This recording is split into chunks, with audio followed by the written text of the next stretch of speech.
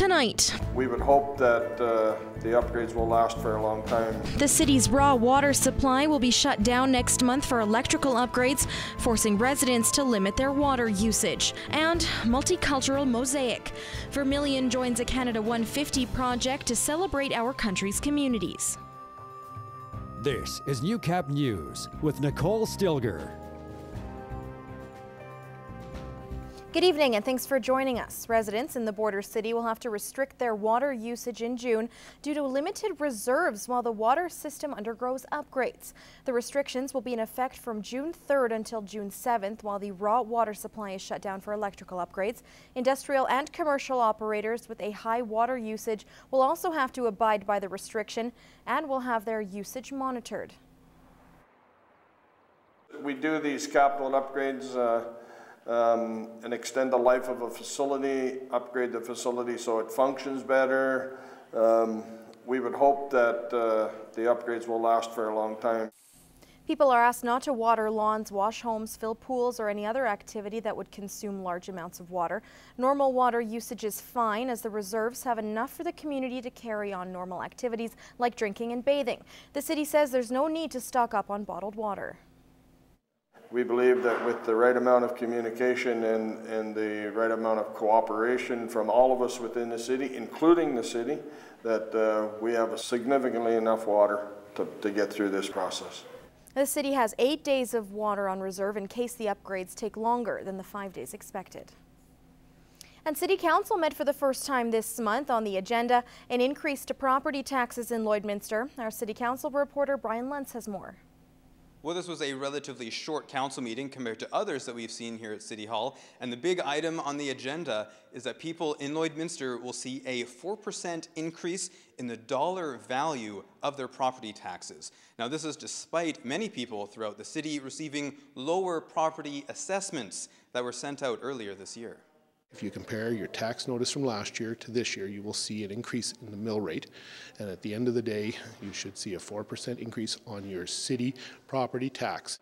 As well, Council debated adding more tennis courts in our city. Councillor Stephanie Brown-Munro voted against the rest of Council, saying more information was needed.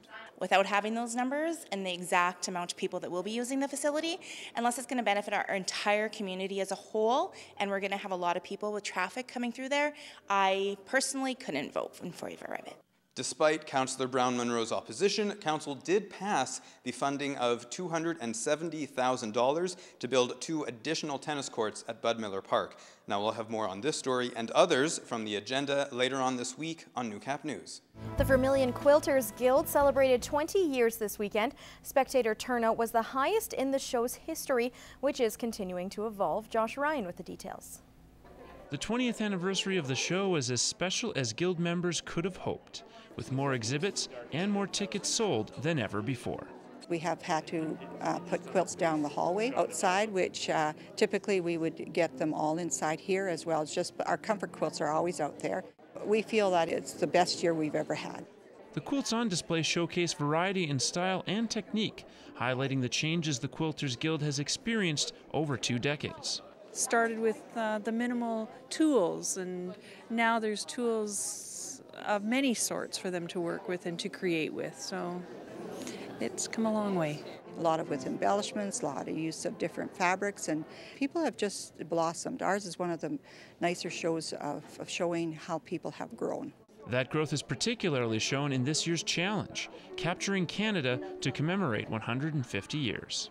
All the attractive things about our country are all over the quilts, so that's been kind of inspiring.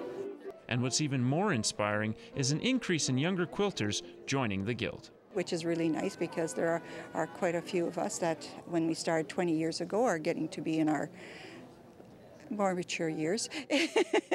Josh Ryan, Newcap News. Throughout the past week, we've shared stories about the city's efforts to clean up Lloydminster after a formidable winter. In this week's edition of Retrospect, Gina Martin shows us how Pigeon Week has changed in the border city over the past 20 years.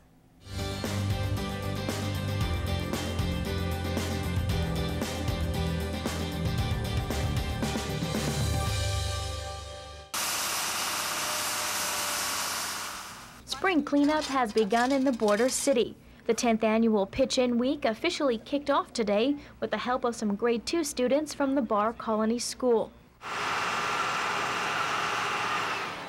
City officials were on hand to help the students kick off their cleanup efforts with a tour of a city sweeper.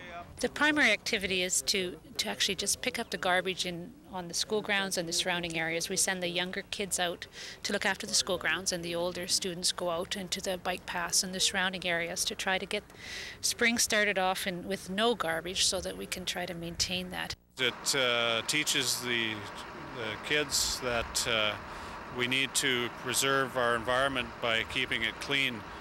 Elementary students from Bar Colony still start off Pitch-In Week, picking up litter at record speeds.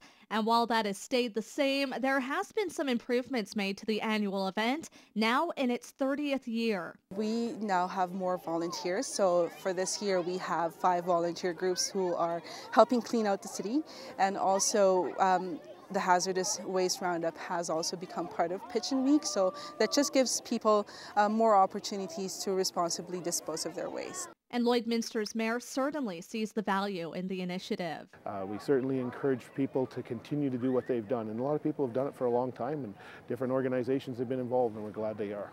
That's all for Retrospect this week. I'm Gina Martin. This is Newcap Sports. Training for a bodybuilding show is not for the lighthearted. It's weeks of training, strict dieting, and intense mental focus. World-class gym owner Rene Weinkauf is a mere week out from his 4th show, but this week his journey took a turn for the worse when a terrifying situation nearly threatened his life. Lance Phillips presents part 6 of his 7-part series, The Road to SABBA. I was in panic. I didn't know what to do, but I knew I had to get him to the doctor.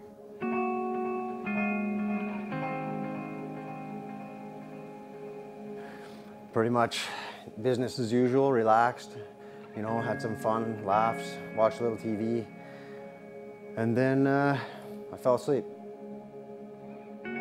He had a seizure at 2 a.m. and directly after he started puking blood, so I knew something wasn't right. I took him to the hospital and he had surgery. He ripped his esophagus open. I've been dealing with epilepsy for about 20 years now. Really don't have a lot of an idea of how it came to.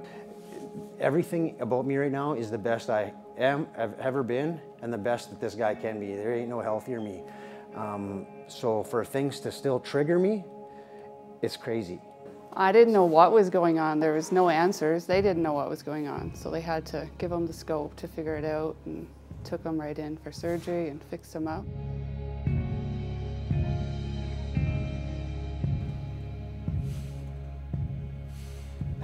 I was ready to work out the next day after I woke up.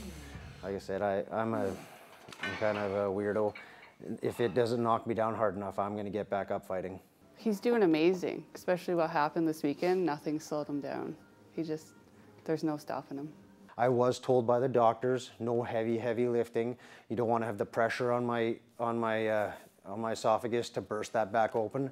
I didn't. I did get to go ahead to bodybuild still, to go do the show, and to come back and just when I'm working out, just keep it at high reps, just to get that pump in there. But they said no high pressure exercises to kind of make the body want to explode. I think I share the same feelings as he does. I want him to do great, but I'm nervous for him at the same time. I'm still going to go to this show. I'm still going to blow everybody's mind, and I'm still going to come home with that first place trophy.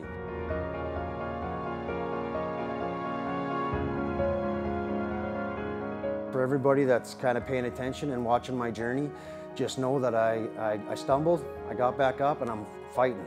And I'll still take that stage, and I'll still take #1 for you guys, and I'm coming to grab that trophy with you, like it or not.